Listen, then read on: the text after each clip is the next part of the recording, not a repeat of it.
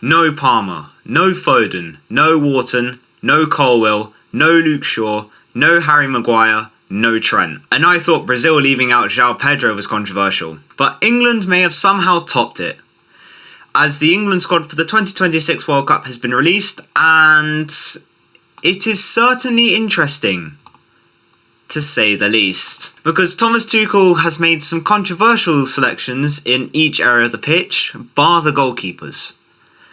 Because somehow Cole Palmer, Phil Foden and Morgan Gibbs-White didn't make the squad, but Jordan Henderson, Noni Madueke and Ivan Toney did. What is this? Now, don't get me wrong, some selections make complete sense, like Jude Bellingham and Harry Kane among others. But there are also some decisions that made me stare at my screen in complete confusion. So, in today's video, we're going to go through Tuchel's England squad, position by position, looking at who's in, who's somehow not in, and whether these choices could actually come back to haunt England at the World Cup. And if you enjoyed this video, please drop a like and subscribe, it really helps out the channel, and let's get into it. Now, starting with the goalkeepers, Tuchel has selected Jordan Pickford, Dean Henderson and James Trafford. These were probably the most obvious three to go, and they were the three that I picked after all. Though I think a few eyebrows were raised for the selection of James Trafford, which does sort of make sense, as while he hasn't played as much as an Aaron Ramsdale or a Nick Pope, he was reserved by Man City for their cup matches mostly. He did have good games for City when he did play, and I think it's also likely that he will be the England number one to eventually replace Jordan Pickford.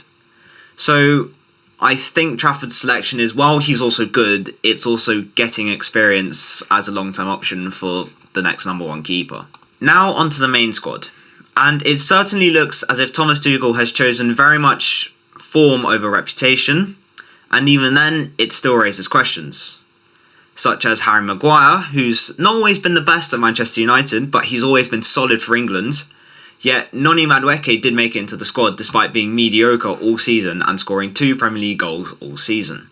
Anyway, for defenders, Thomas Tuchel has selected Dan Burn, Mark Gahey, Reece James, Ezri Konsa, Tino Livramento, Nico O'Reilly, Jarell Quansah, Jed Spence and John Stones. Now, some names make sense to me, like Mark Gahey, Reece James, Ezri Konsa and Nico O'Reilly.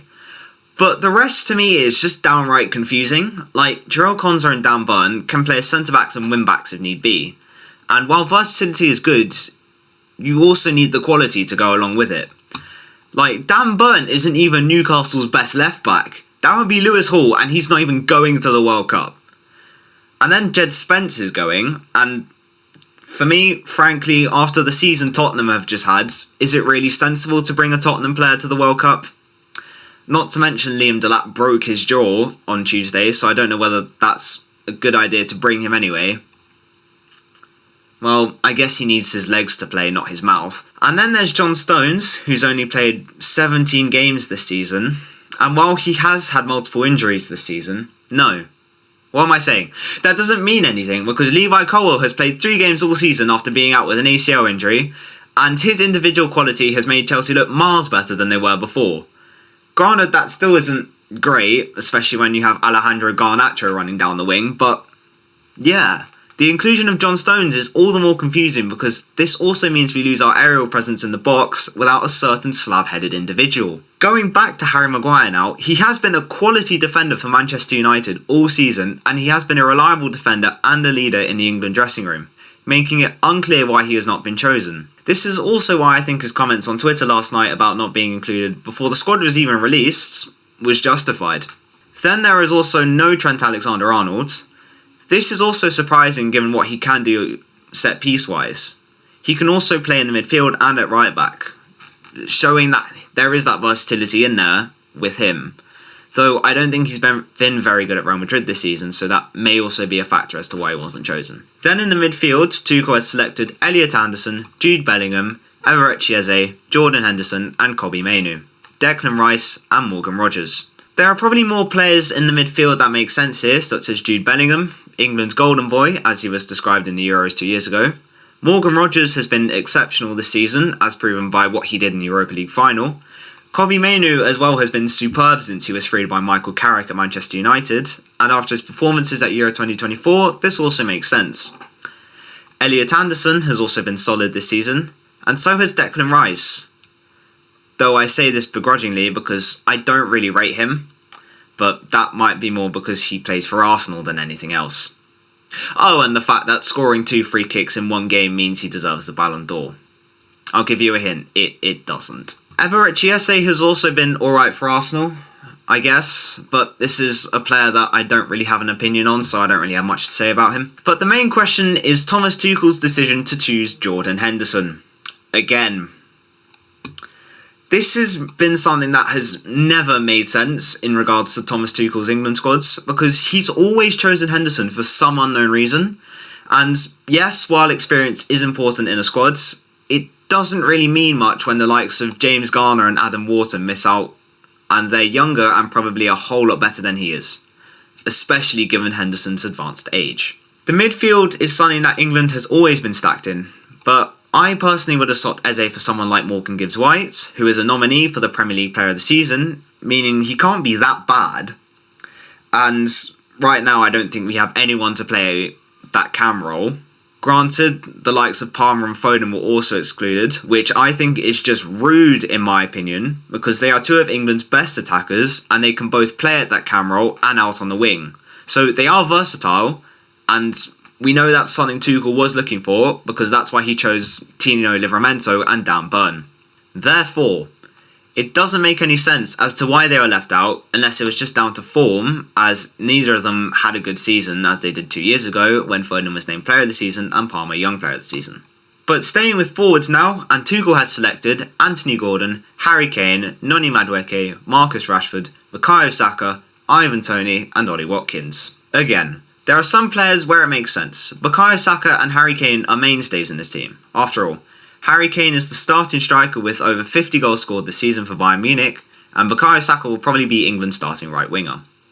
In addition, Anthony Gordon has also been a great player for Newcastle this season. So much so that Bayern Munich are interested in signing him this summer, and they don't just sign anyone. Marcus Rashford has also been a great player at Hansi Flick's Barcelona, so his call-up is thoroughly deserved. Like Ollie Watkins, who has really been on form in the second half of this season, so he deserved the call-up, and he would also be a great attacking threat. Yet someone who is not a great attacking threat is Noni Madueke. He probably has the attacking threat of a wet sponge, or a feather in a boxing match. Not to mention that he has the end product about as good as me talking to a girl. Not very good. And this claim is backed up by the 7 goals he has scored for Arsenal this season.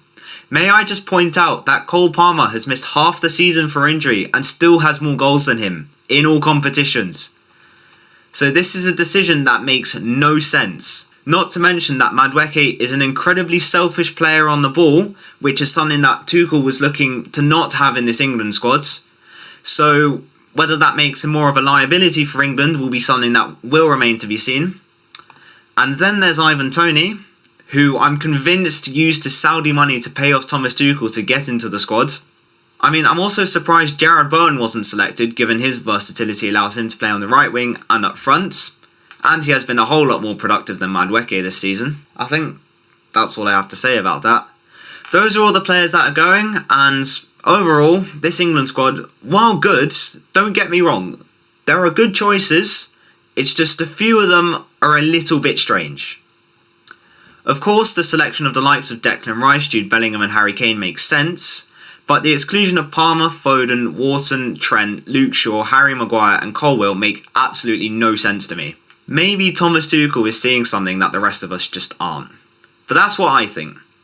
But what do you make of the England squad, and who do you think should have got a call up but didn't? Or who didn't get called up and should have? Let me know down in the comments below, and while there, please like and subscribe if you have enjoyed the video. It really helps out the channel, and I will see you all in the next one.